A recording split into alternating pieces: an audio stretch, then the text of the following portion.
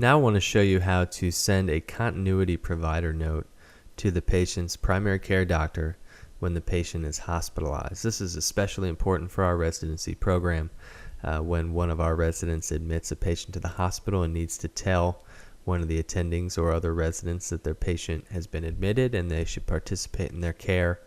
This is how that communication happens. So let's say Hannah Test here, who is a test patient, not real, is admitted to the hospital and I need to tell the PCP that she is here. The first thing I'll do is go to New Document, and then we have a separate document called Continuity Provider Note. I'll click OK for that. And then this can be a very simple process. What you have to do here is just let the provider know that they were admitted, and I usually say what they were admitted for, and then you sign it up here. Now the provider will sign it below after this addendum here that they've been notified and that they will participate in the patient's care. So this is where the provider will sign. So what you can do here, if you want to make your life easier, is add a few components, and this can help you actually admit the patient to the hospital if you wanted to add their previous medical history, their past surgical history. By clicking Reviewed here, you bring that component into the text. Let's say you want to add their social history and family history as well. And let's say you even want to add their problems, meds, and allergies. So this is really helpful if you're going to admit a patient to the hospital, because the EMR can show you everything that the patient has been seen for in the past, their updated problem list, and their all their medications as well. This is especially helpful since our outpatient and inpatient EMRs do not communicate. So it's up to us to reconcile these medications on admission. So regardless of if you do this or not, this part is optional. The part that's mandatory is that you send a continuity note to the provider and that you do it in this specific way.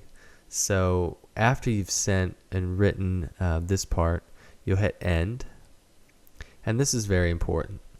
So I, as the admitting physician, created the note, so Centricity is going to call me the provider, but I'm not the provider here because I want Dr. Lautenschlager to be the provider. She's the PCP, and she's the one who's going to be signing off and saying that she's been notified of the patient's admission. So what I'm going to do is I'm going to click here, and I'm going to type in the beginning parts of her name so that the EMR finds her. And then she's going to show up as the provider. So what I'm going to do is, and you know you've done this correctly because she will populate here, what I've seen a lot of people do is they leave themselves as the provider and then just add the PCP in here.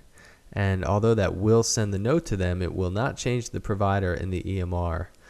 So it will not realize that Dr. Lautenschlager is the PCP who's been notified.